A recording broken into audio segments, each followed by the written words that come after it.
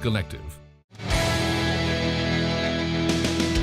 Welcome back. You're watching Overdrive. Now, recently we were the chosen few to be invited to ride the TVS Apache RR310 race motorcycle that is used in the Asian Road Racing Championship, that is TVS's one-make racing series. Now, Rohit tells you what is different in this motorcycle from the ones that is sold in India and the ones that we have come to love.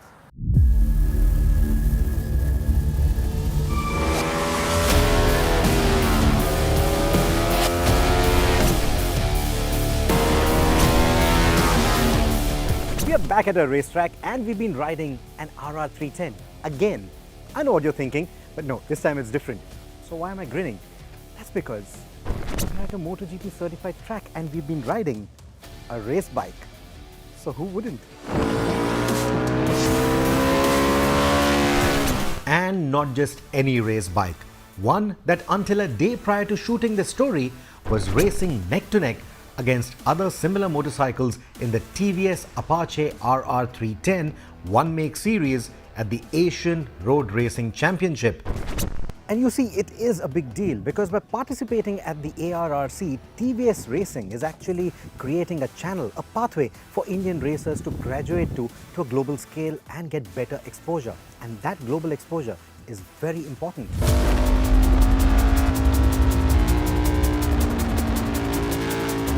To that effect, three celebrated racers from India, Deepak Ravikumar, H.Y. Ahmed and Jagan, were a part of the 20-rider roster that comprised racers from other Asian countries, and the sheer fact that our Indian boys were outpaced by most of them shows how fierce the global competition benchmark is.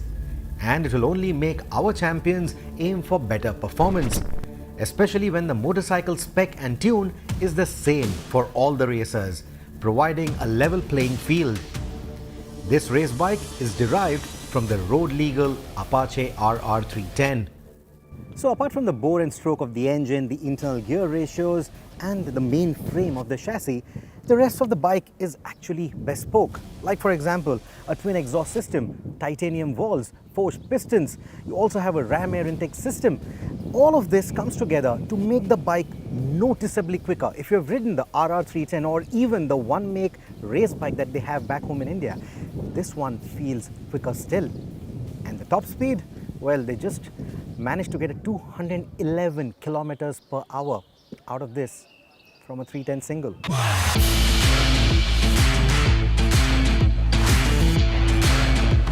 Though our short 30-minute track session was largely spent learning the lines of the flowing Chang International Circuit, the 310 never felt inadequate or underpowered for what is a fairly quick circuit.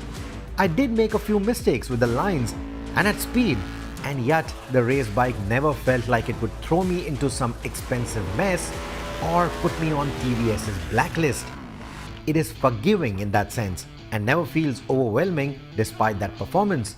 And that is down to excellent chassis balance, some conservative tuning on our test bikes, and precise tuning of the fully adjustable Olean suspension by the TVS engineers. For my frame size and lack of fitness, I found the ergonomics to be a bit cramped. But then again, TVS was very quick to identify that, quickly make changes to the foot pegs, to the clip-ons, make the geometry more comfortable for me. Now, the racers, of course, get this privilege, and they also get to choose between different sprocket sizes. It's a limited choice, but they get to choose that as well. Even the engine RPM can be played around with as per their riding preference, as per their throttle usage.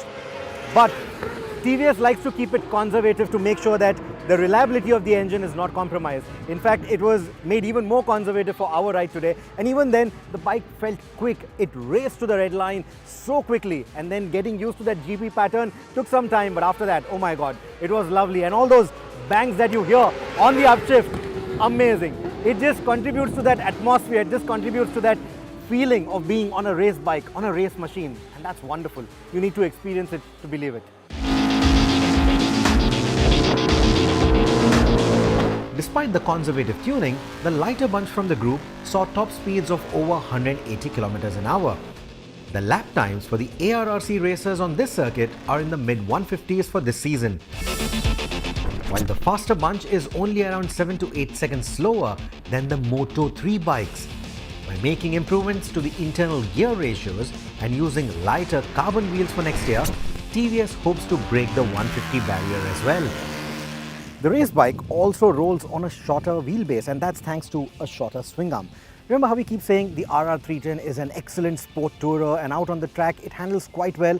Well, in this form, it doesn't feel like an in-between. It doesn't feel like it's trying to achieve a best of both the worlds.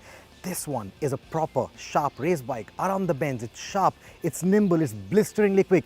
So quick, in fact, that my reflexes have been slower, and that's on a flowing circuit like the Chang. If you were to bring it to something that has a lot more switchbacks, something like the Kari maybe, the rider is going to have a hard time. That is how quick this machine is, and that is how demanding this machine is.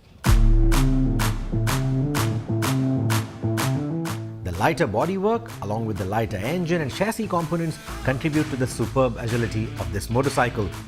We have a detailed video explaining every little change that this bike has over the road-going RR310, so don't forget to take a look at that as well.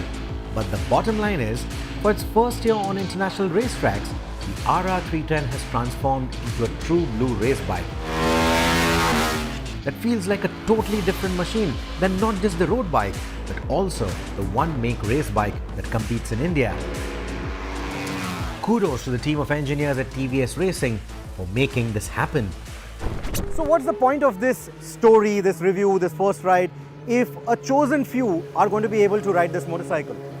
Well, looking at how TVS has done up their motorcycles in the past, looking at so many TVS presentations, if you were to participate in one, you will often hear the term TVS is an engineering-driven company. Looking at all of that, I think TVS might just use their learnings from this machine. They might just use some hardware from this machine, and that could actually filter down to the RR310 that you and I can buy back home in India. We've already seen the race replica of the smaller RTR series. So I'm guessing a race replica of the RR310 could be on the cards too. That's wishful thinking, but why not? After experiencing this machine, I hope some of that DNA comes to the India Spec bike as well. Fingers crossed. It's time for us to take our final commercial break, but on the other side, we'll tell you all about the Zontes 350R.